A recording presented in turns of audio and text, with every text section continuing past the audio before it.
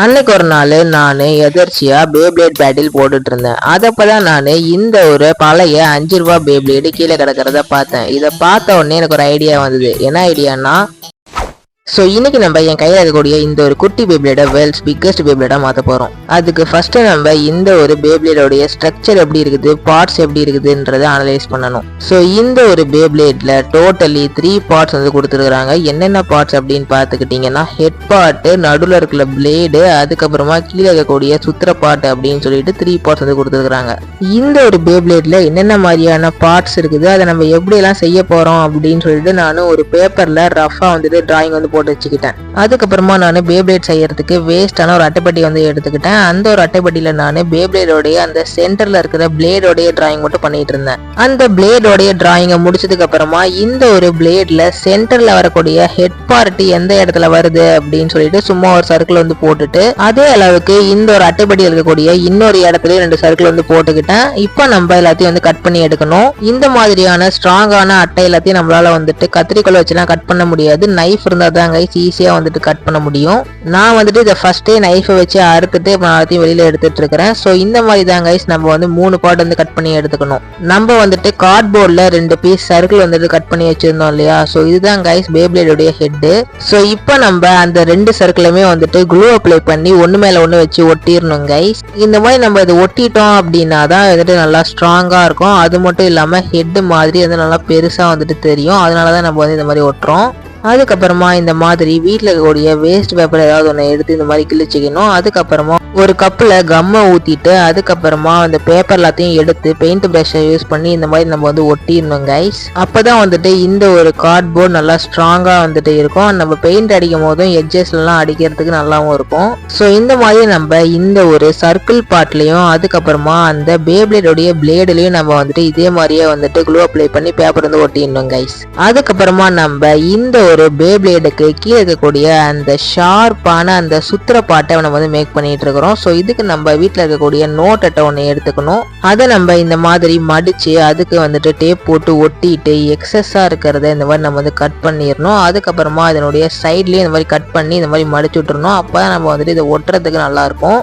நான் ஏன் கார்ட்போர்டை எடுத்து இந்த மாதிரி ஃபோல்டு பண்ணாமல் இந்த மாதிரியான ஒரு நோட்டை எடுத்து ஃபோல்டு பண்ணுறேன் அப்படின்னு பார்த்துக்கிட்டிங்கன்னா, கார்ட்போர்டை நம்மளால் வந்துட்டு இந்த மாதிரி ஃபோல்டு பண்ண முடியாது. அதனால தான். அதுக்கப்புறமா நம்ம ஃபோல்டு பண்ண அட்டையை எடுத்து இந்த மாதிரி இதுக்கு மேலே டேப் போட்டு ஒட்டிட வேண்டியது தான். கம்மை யூஸ் பண்ணி ஒட்டணும் அப்படின்னாக்கா அது வந்துட்டு ஒழுங்காக நிற்காது. அதனால தான் நம்ம வந்துட்டு டேப்பை யூஸ் பண்ணி ஒட்டுறோம். நெக்ஸ்ட் நம்ம இதுக்கு பெயிண்ட் அடிக்க போகிறோம். பெயிண்ட் அடிக்கிறதுக்கு நமக்கு தேவையானது ஒரு பெயிண்ட் ப்ரஷ்ஷும் அதுக்கப்புறமா இந்த மாதிரி பெயிண்ட்டுகளும் தான். அதுக்கப்புறமா என்ன மாதிரியான ஒரு ஆர்டிஸ்ட்.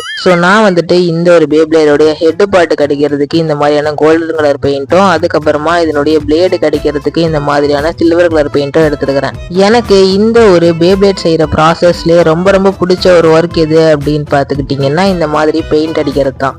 இப்போ நம்ம இந்த ஒரு பேப்ளேடோடைய பிளேடினுடைய ஃப்ரண்ட் சைடுக்கு மட்டும்தான் கைஸ் நம்ம வந்து பெயிண்ட் அடிச்சுட்டு இருக்கோம். ஃபர்ஸ்ட் நம்ம இந்த ஒரு பேப்ளேடினுடைய ஃப்ரண்ட் சைடுக்கு மட்டும் பெயிண்ட் அடிச்சு முடிச்சு கம்ப்ளீட் பண்ணிடலாம். அதுக்கப்புறமா மீதியை பார்த்துக்கலாம். நீங்க இன்னும் இந்த வீடியோக்கு லைக் பண்ணல அப்படின்னாக்க இப்பயே மறக்காம லைக் பண்ணி விட்டுருங்க. நீங்க இன்னும் நம்ம சேனலை சப்ஸ்கிரைப் பண்ணல அப்படின்னாக்க இப்பயே மறக்காம சப்ஸ்கிரைப் பண்ணி பக்கத்துல இருக்கக்கூடிய பெல் ஐகானையும் தட்டி விட்டுருங்க. நெக்ஸ்ட் இந்த ஒரு பேப்ளேடினுடைய ஹெட்டுக்கு வந்து பெயிண்ட் அடிக்கலாம் அப்படின்னு சொல்லிட்டு கோல்டன் பெயிண்டை திறந்தா என் கையில எல்லாம் பெயிண்ட் ஊத்தி இந்த மாதிரி என் கையெல்லாம் கோல்டன் கலரா மாறிடுச்சு. பெயிண்டை வேஸ்ட் பண்ணக்கூடாது அப்படின்னு சொல்லிட்டு அதுக்கு நான் என் கையை வச்சே ஃபர்ஸ்ட் பெயிண்ட் அடிக்க ஆரம்பிச்சிட்டேன். அதுக்கப்புறமா நான் பெயிண்ட் ப்ரஷ் எடுத்து பெயிண்ட் அடிச்சிட்டு இருந்தேன். அதுக்கப்புறமா இதுலயுமே நான் வந்துட்டு ஃப்ரண்ட் சைடுக்கு மட்டும் தான் கைஸ் பெயிண்ட் வந்து பண்ணிட்டு இருந்தேன். இதுக்கு பெயிண்ட் அடிச்சு முடிச்சதுக்கு அப்புறமா எக்ஸஸா பெயிண்ட் ப்ரஷ்ல ஒட்டிட்டு இருந்த பெயிண்டை இந்த மாதிரி என் கையில அடிச்சு என் கையும் இந்த மாதிரி தங்க கையா மாத்திக்கிட்டேன். இப்போ வரைக்கும் நம்ம இந்த ஒரு பேப்ளேட்ல எந்த அளவுக்கு பெயிண்டிங்கை முடிச்சிருக்கிறோம் அப்படின்னு பார்த்துக்கிட்டிங்கன்னா, இந்த ஒரு பிளேடோடைய ஃப்ரண்ட் சைட்ல வந்து முடிச்சிருக்கிறோம். இன்னும் நம்ம வந்து பேக் சைட்னா அடிக்கணும். அதுக்கப்புறமா இந்த ஒரு பேப்ளேடோடைய ஹெட் பார்ட்ல வந்துட்டு ஃப்ரண்ட் சைட்ல வந்து முடிச்சிருக்கிறோம். இன்னும் சைட்ல எல்லாம் வந்துட்டு அடிக்கணும். இப்போ வந்துட்டு நம்ம அடிச்ச வரைக்கும் காயணும். காஞ்சதுக்கு அப்புறமா தான் நம்மளால வந்துட்டு மீதியை வந்து பெயிண்ட் பண்ண முடியும். A few minutes later. So next நம்ம இந்த ஒரு பேப்ளேடினுடைய பேக் சைடு வந்து நம்ம வந்து பெயிண்ட் பண்ணணும். நான் வந்துட்டு இதனுடைய பிளேடு பார்ட்டுக்கு மட்டும்தான் கைஸ் நான் வந்து சில்வர் கலர் வந்து பெயிண்ட் பண்றேன். இது கீழே வந்துட்டு இந்த சுத்துற பார்ட்டுக்கு நான் வந்துட்டு கோல்டன் கலர் வந்து பெயிண்ட் பண்ணலாம் அப்படின்ட்டு இருக்கிறேன். ஸோ இதனுடைய பேக் சைட்ல நம்ம பெயிண்ட் பண்ணி முடிச்சதுக்கு அப்புறமா இது பார்க்கறதுக்கு இந்த மாதிரி தான் கைஸ் இருக்கும். ஸோ இப்போ நெக்ஸ்ட் நம்ம இந்த ஒரு பிளேப்ளேடினுடைய ஹெட் பார்ட்டோடைய சைட்ல வந்துட்டு பெயிண்ட் அடிக்காம இருந்தோம்ல, ஸோ அதுக்கு தான் இப்போ நம்ம வந்து பெயிண்ட் பண்ண போறோம். இதுக்கு மேல கூட நம்ம ஈஸியா பெயிண்ட் பண்ணிடலாம் இருக்குது. பட் இதனுடைய சைட்ல பெயிண்ட் பண்றது தான் ரொம்ப ரொம்ப கஷ்டமா இருந்தது. ஏன்னாக்கா நம்ம பெயிண்ட் அடிக்க அடிக்க பிரஷ்ல இருந்து கொஞ்சம் பெயிண்ட் கீழே உலகிறது அந்த மாதிரி தான் வந்துட்டு இருந்தது. இதுக்கு பெயிண்ட் அடிச்சு முடிச்சுட்டு கையை லைட்டா நவுத்துனா இந்த பெயிண்ட் பாக்ஸ்குள்ள இந்த பெயிண்ட் எல்லாமே வந்துட்டு டேபிள் மேல ஊத்திருச்சு.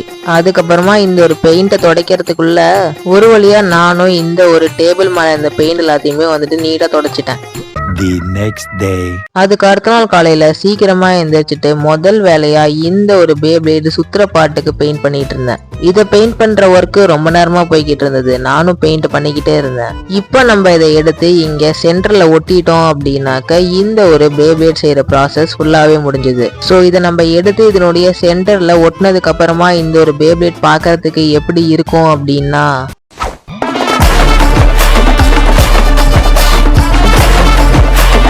ஸோ இந்த ஒரு பேபேடினுடைய சைஸை பாருங்க கைஸ். அப்படியே நம்ம செஞ்ச இந்த ஒரு பேபேடினுடைய சைஸை பாருங்க கைஸ். இது ரெண்டுத்துக்கும் சைஸ் எவ்வளோ டிஃபர் ஆகுது அப்படின்ட்டு. ஸோ இப்போ நம்மளோட பேபேட் வந்துட்டு சூப்பராக ரெடி ஆயிடுச்சு. இப்போ நம்ம வந்துட்டு விட்டு பார்க்கலாம் எப்படி சுற்றுது அப்படின்ட்டு. 3, 2, 1.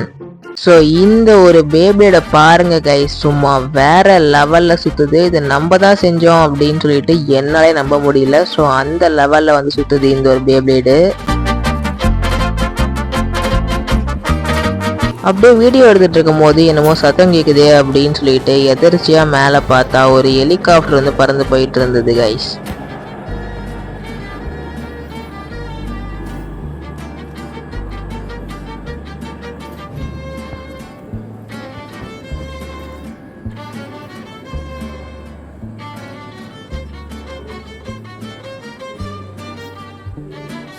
ஹெலிகாப்டரை பார்த்துட்டு சன்செட்டோட இந்த ஒரு டேவும் முடிஞ்சது, இந்த ஒரு வீடியோவும் முடிஞ்சது. பாய் பாய் கைஸ்.